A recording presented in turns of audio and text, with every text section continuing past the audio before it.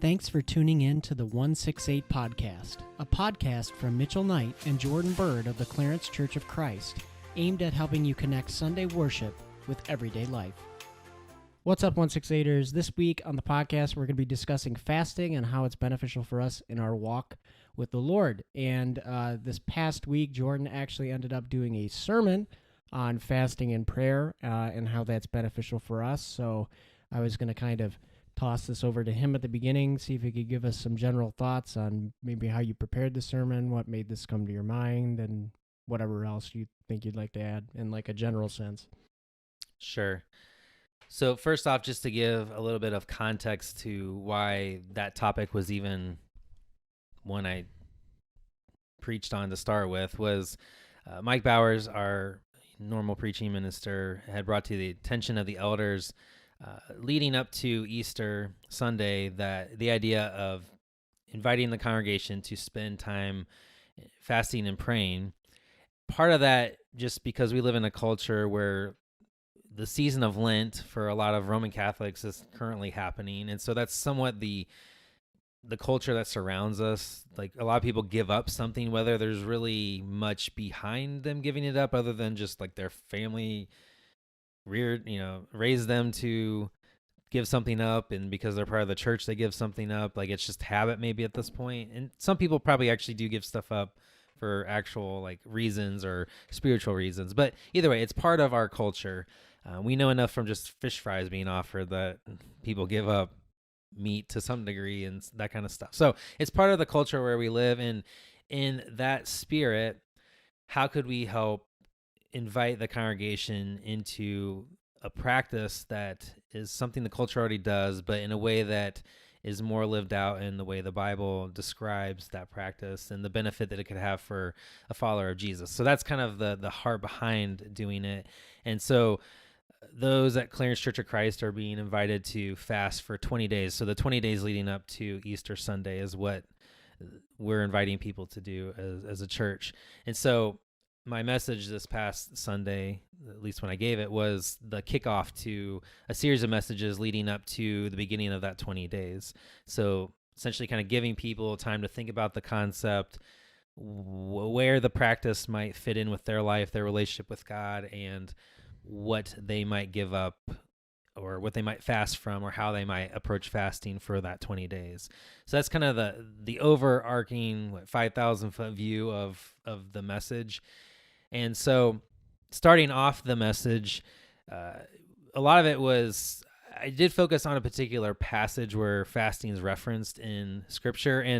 And doing my research for the message, I came across how the concept of fasting is mentioned over 70 times in Scripture.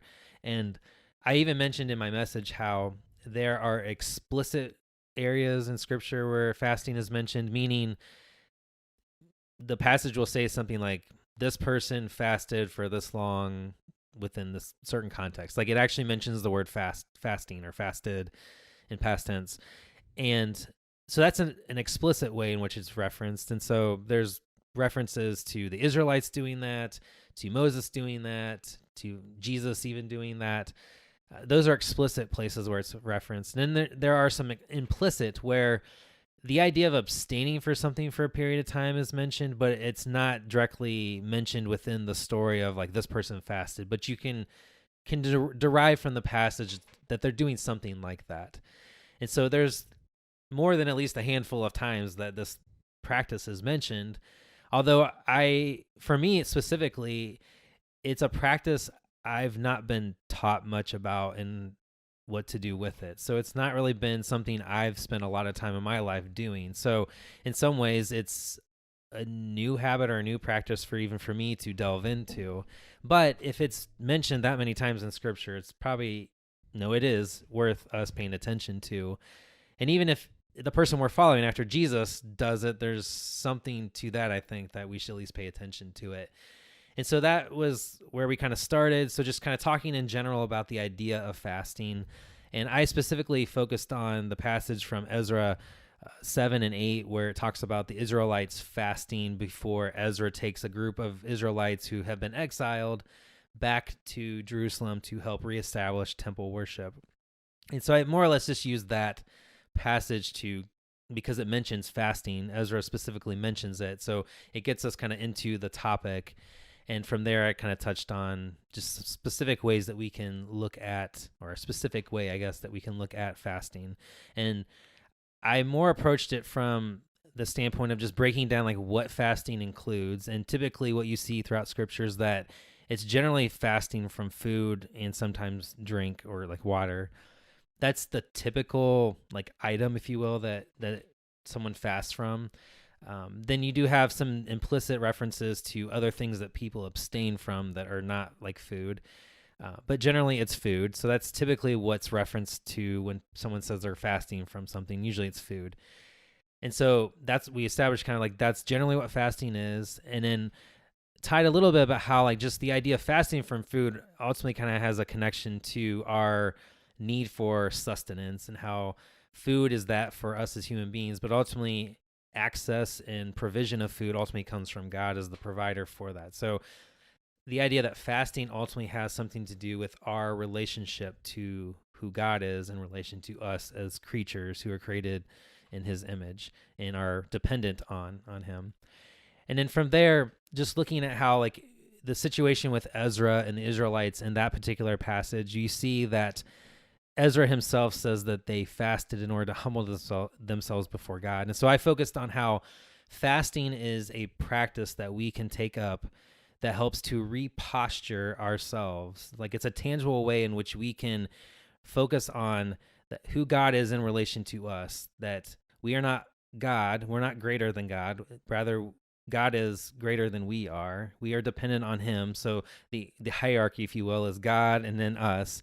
But if we, blur that line to where we think we are like God or we are above God, humbling ourselves or fasting can help to reposture ourselves to be in right orientation to God. So it's a reorientation or reposturing ourselves so that we can be more aware of who God is. And so ultimately, I touched on a few subpoints of how really there were a couple of misconceptions, and I touched on two specific ones. One was fasting could easily be construed as like, well, I fast in order to like get God's attention. Like if he sees me giving up something or, I'm suffering and giving up this thing, like it's a form of like, it could be seen as a form of like spiritual bribery. Like God will take pity on me for giving this thing up or something like that. And so therefore will pay attention to me and I can ask him of whatever it is I'm petitioning him, something like that.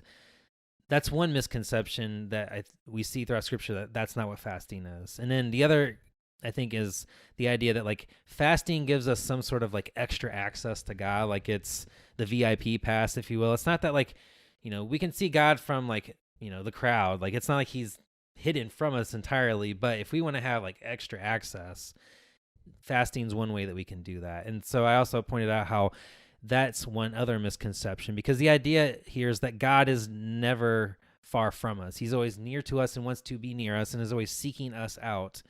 And so there's nothing we ever are doing that is making that happen. God is always initiating that. And if there's a unawareness of God or an absence from God, it's more likely, and I think we see throughout scripture, we can see this. Just look at the Adam and Eve situation in the Garden of Eden.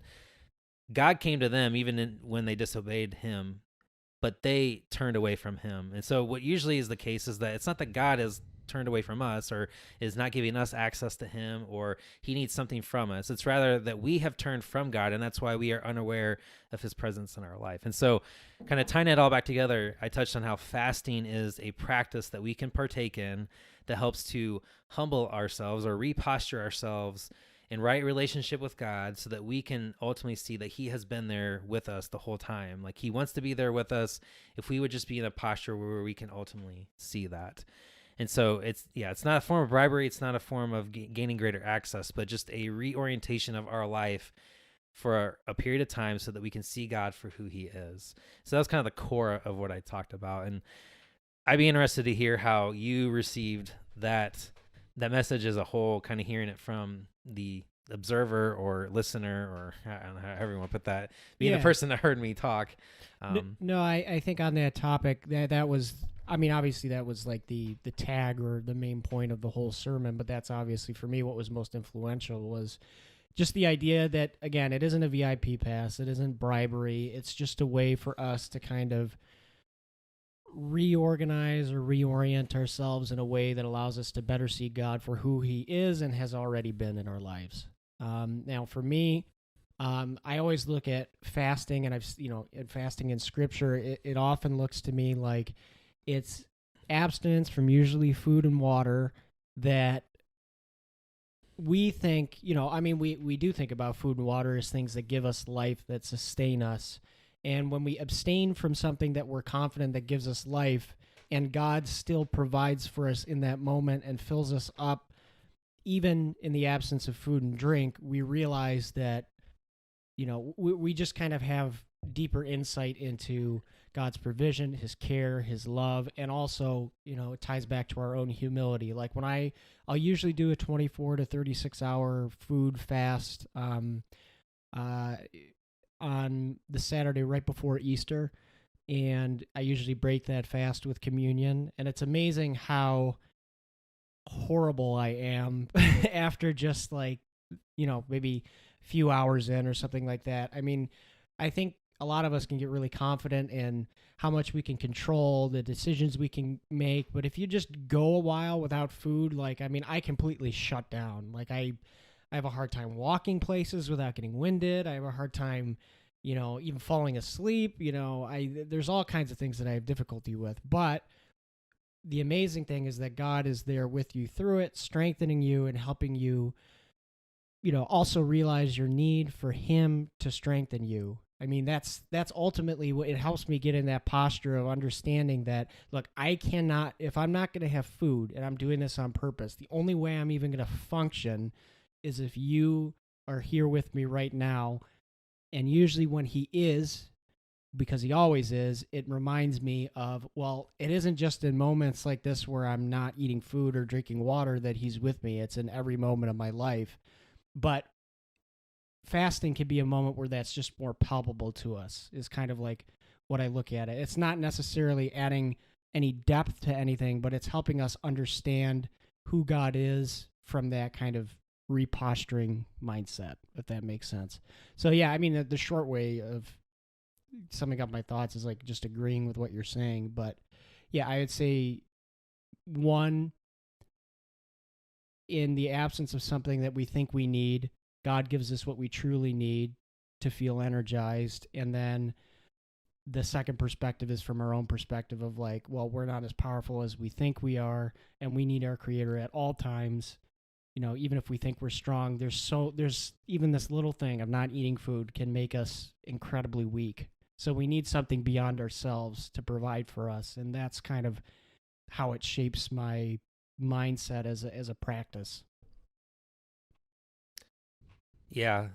What you were talking, it made me think of how I should have referenced the Snickers commercials where you have the people who go turn into something they're not. Yeah. And then it's was it hungry? You need a Snickers? I forget the tagline. You're not you when you're hungry. Yeah. But they don't use the word hangry, I don't think, right? No, it's just something hungry. else. But even hangry, the term hangry kind of has the same connotation of, I mean, yeah. you turn in, you recognize that you're not who you fully should be without, Snickers is trying to say you need their thing, right? But you could see the parallels to how we see who we become when God is not in our life, but that's more due to us not having Him in our life than it's Him not being there.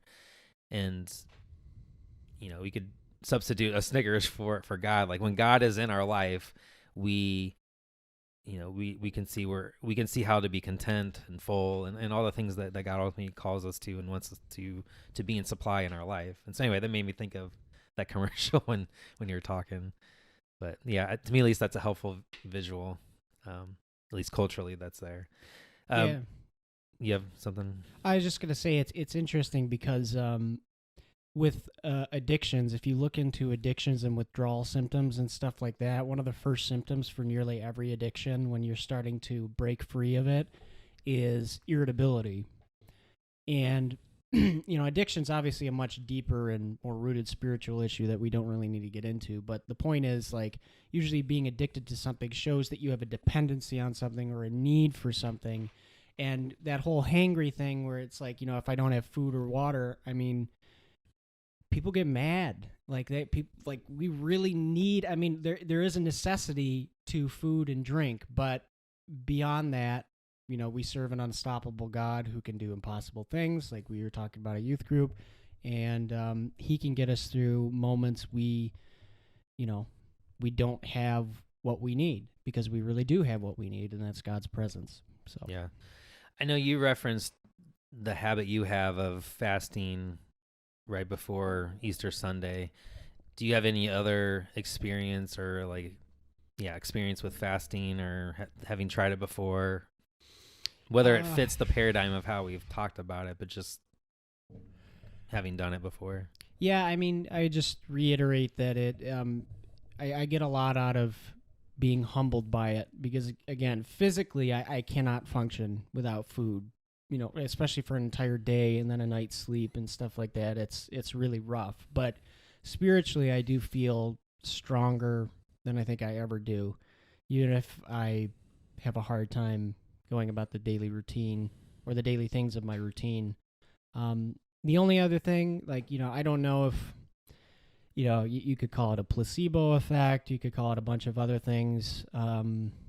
So I don't know if this would count as a religious experience or not. But typically when I break the fast on Sunday morning at communion during Easter, I feel full, which is strange. But that's something worth mentioning, that pretty much every time I've done it and I take communion, I actually do feel full. I mean, I'll still end up, getting a meal after church, to the point where, I'm seeking food, but I actually feel satisfied in the moment where I take the elements of communion, which, when there's that physical element to it, in addition to the spiritual element, it's yes, what Jesus said in John 6 about eating my flesh, drinking my blood, and you'll live forever. This is kind of a very, I don't know, tangible way for me to understand that. I mean, there's even something about my friend Anderson is a very devout Catholic, and he mentioned something his priest told him once about a woman who was a Holocaust survivor, and she was actually in a camp, and she ended up surviving entirely off the Eucharist. And that's something that it reminded me of too. I know I'm not saying I'm anywhere, I've gone through anything near what she has, but there's just more corroboration there. I'd be interested to see if any of you, feel that way too. But yeah, for some reason, there's just satisfaction in breaking a fast with communion elements. Yeah. My experience with fasting is really kind of, I mean, like I mentioned earlier, it really hasn't been something I've done at all a whole lot. I mean, I'm trying to think, there's two times I can think of, at least off the top of my head. One was, I think, I don't know if I was in high school or junior high. My home church, might have even been earlier than that. I remember my home church was in the process of building a new building. So they were in the downtown of where the church is located, and they were looking at building a building kind of more outskirts of the town. And I remember part of that, or maybe it was part of raising the funds for, pledges for building it. I remember we did a 40-day fast and prayer. There's a board, one of the foam boards with sign up sheet and whatever, out in the hall, the lobby, and people would pick a time over this, it was over the whole, it was over a month, I guess, because I think it was 40 days. It was at least a month if it wasn't 40 days. I know 40 days is often picked because there are scriptures that talk about people doing it for 40 days. So it's sort of like this. And I think part of that has to do, I've heard people reference, it takes at least often 40 days for a habit sometimes to change. So just for even the habit of fasting to have maybe the impact of what fasting could do for a person, takes that long for there to maybe be some noticeable impact on, like I'm talking about earlier, if you're trying to be more aware of God, doing it for 40 days would probably have a greater impact of you becoming better aware of God than if you just did it for a week, something like that. But anyway, I remember there was a time where the whole church, the whole congregation did that. And I think I did I maybe participated in that in some form or fashion. I don't really remember distinctly if I did or not. Like, I just know like my parents probably did and stuff like that, and the staff of the church did. But I remember it being like the whole congregation did it. It's like that was impactful that like the whole congregation was doing it. But at the same time, like I knew like it was referenced in scripture, and I knew that it's supposed to have some kind of impact with praying. Like it's not just like you fasted, but it's also with praying. And generally fasting and praying are together. They're symbiotic. Really, they have a symbiotic relationship. You do the one in order to kind of spend time doing the other, usually. And but I also don't ever remember the idea of fasting really being explained more than just like, yeah, like it's like something you do when it's like an important thing to seek God on. And I get that. But that was kind of like that was it. Maybe there was more to it at that time, and I just don't remember the teaching that was given on it. And another time like that I can think of was more recent, but still a while ago, is kind of doing the same thing, but with one other person specifically about a certain issue. And so like the two of us like saying like this time during this day of the week, we're going to like give up lunch or whatever to seek God for this specific thing. But again, like it was still kind of in the same framework of like, I know it's supposed to be helpful to pray about something, but I'm not entirely sure what all is happening there. Like, so I'm admitting like I kind of did something without really fully knowing like what it was actually providing me in return. Not that it's just like I get something out of it, but the impact of what it's supposed to be. And so that's really my history of like fasting and praying.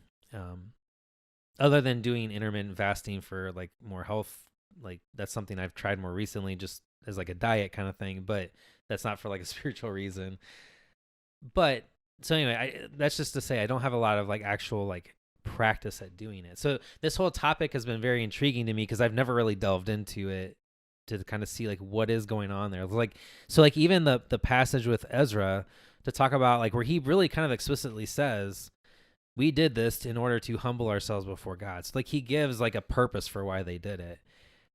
I was never aware of that before. I mean, maybe the idea is kind of there, just not explicit in that way. So that was very enlightening to see. One book that I found very helpful, just kind of looking at the topic of fasting, at least from a biblical and historical sense, is a book by, and I just had to pull it up here, I forget her actual name. It's RD is the initials, RD Chatham and Romera Chatham.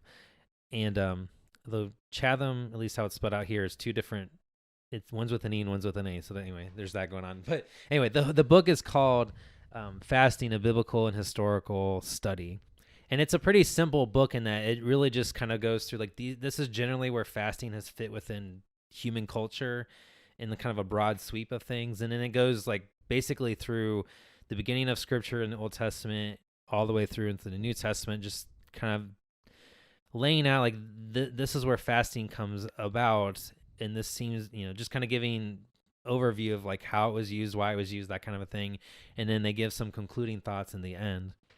And it's really from that book where the concept of God is never like absent from us, but it's more us who turn away and are present to God, where that really was highlighted. That was one of the conclusions that they came from.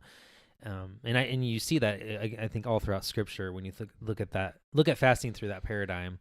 But that book I would recommend it's not like overly complicated to read. It's 170 pages, but it's pretty simple and it's directly about this topic. So if that's of interest to anybody, I would encourage you to look up that book and to read it.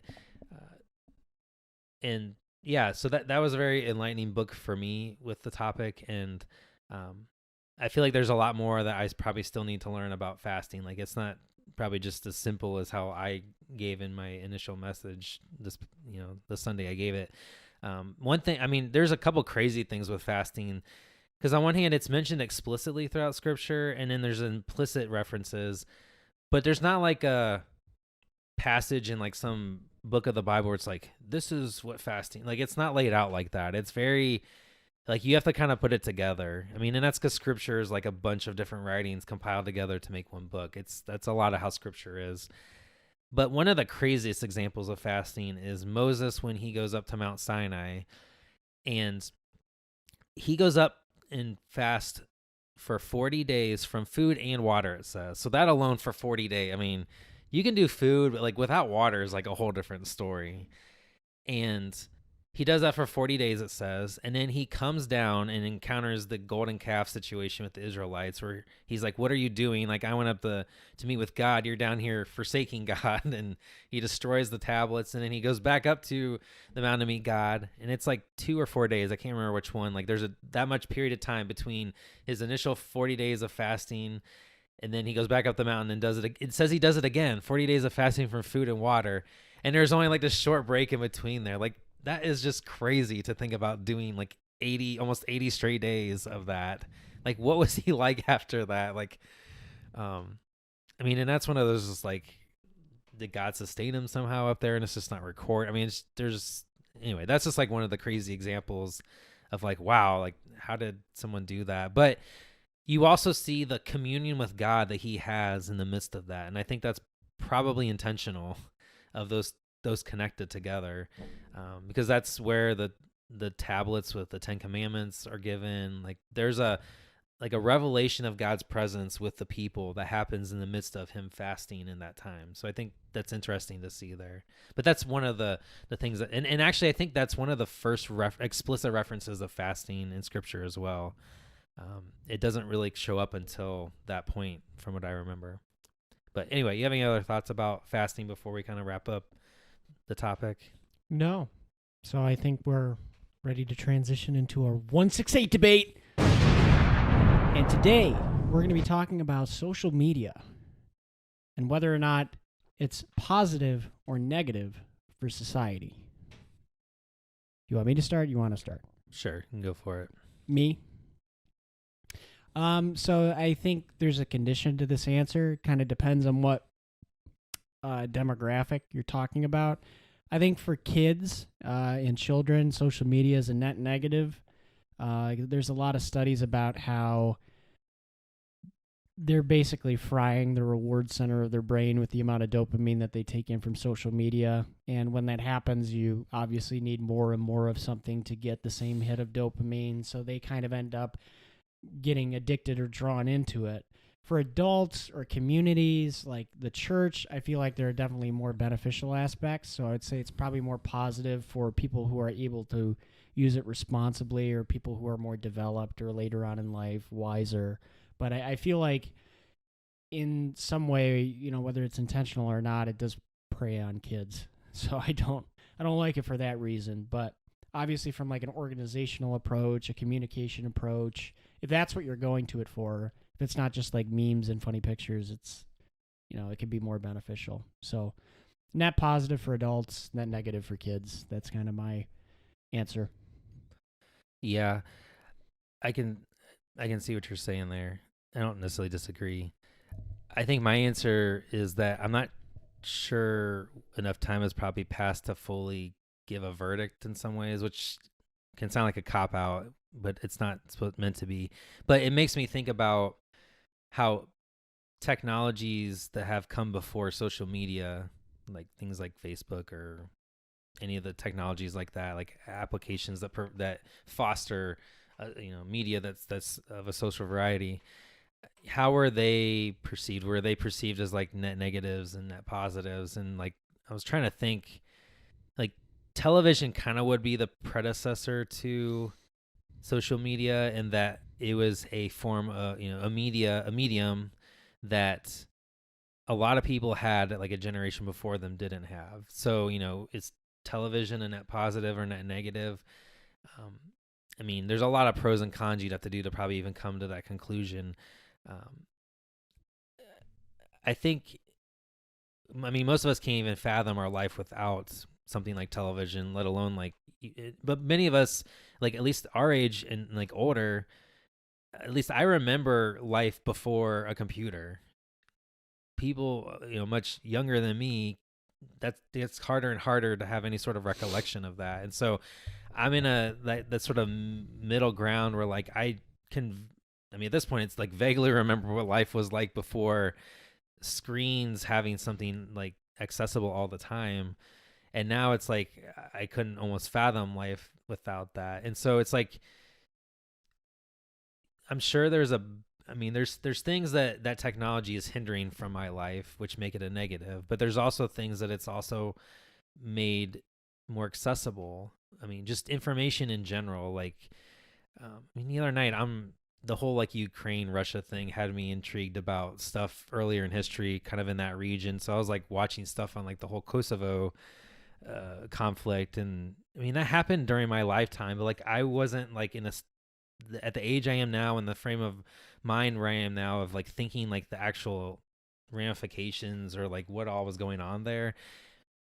But I can just pull up on YouTube like all this coverage from that conflict and educate myself about something. Like I couldn't have done that before. I mean, so that's like a positive in one sense. I mean, just the layers of keeping in touch with people is another positive one that I think has come from social media. And I think the hard part is like we used to kind of be able to evaluate some of these things in a more linear fashion, and now they're not just like it either is or it isn't, because we live in a world where there's layers of everything. And I know, like, again, this is sort of the like bridging the where there used to not be like computer technology and then there is computer technology to some degree. I can kind of remember both, but I still kind of default to like, well, no, like interacting means you do it in person. Like that's what it means. This is the false version over here. And it's like communicating via text or social media isn't like a false version. It's just not the fullest version, but it doesn't mean you're not communicating. Like it's just not a yes or no kind of a thing. It's a layer of it.